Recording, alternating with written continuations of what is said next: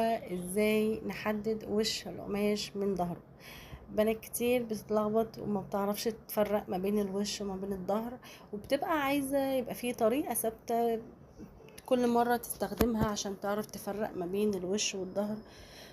مبدئيا كده يا بنات، انا عايزه اصدمكم واقول لكم ان في التفصيل مفيش فيه حاجه ثابته ابدا، وده بيرجع ان القماش مش زي بعضه، المصانع مش زي بعضها، كل توب قماش وليه طريقه التعامل معاه. والمهم ان انت يبقى عندك المرونه في ان انت ازاي تتعاملي مع كل الاقمشه اللي انت هتقابليها وهتجربي ان انت تستخدميها او تفصلي عليها. من زمان كانوا بيقولوا ان ناحيه البورصه اللي هي فيها الاخرام، لما تبقى الاخرام ناعمه ده بيبقى الوش، ولو الناحيه خشنه يبقى ده الظهر. ممكن الحركه دي او الطريقه دي تصدف مثلا مع توب قماش مشجر، فلقينا الناحيه الناعمه موافقه مع ناحيه الرسمه تبقى ظاهره، والناحيه الخشنه هي ناحيه الرسمه بهتانه، يبقى كده عرفنا ان ده الوش والظهر. طب انا لو عندي قماشه ساده مثلا زي العينات او القطع القماش اللي قدامي، برضو مش باين منها الوش من الظهر. وعلى فكرة انا يعني اتعمدت ان انا اجيب قماش سادة علشان اجرب عليه الحركة دي، وفعلا ما صدفتش معايا ابدا.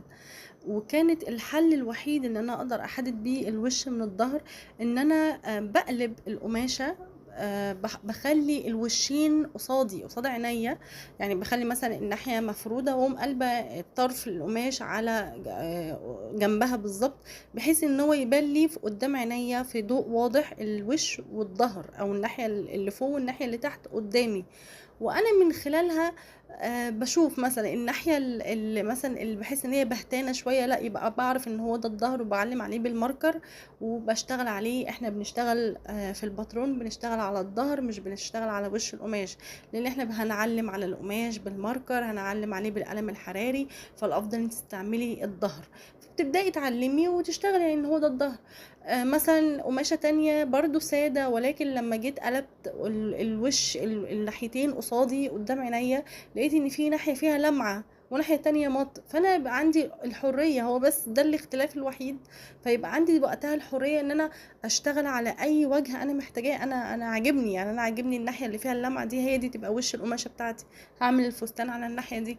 لا مش عاجباني، هعمل الناحية، هشتغل على الناحية المط، اخلي المط ده هو ده الوش للعباية او الفستان. لقيت ان دي اظبط طريقة تخليني ان انا اعرف الوش من الظهر.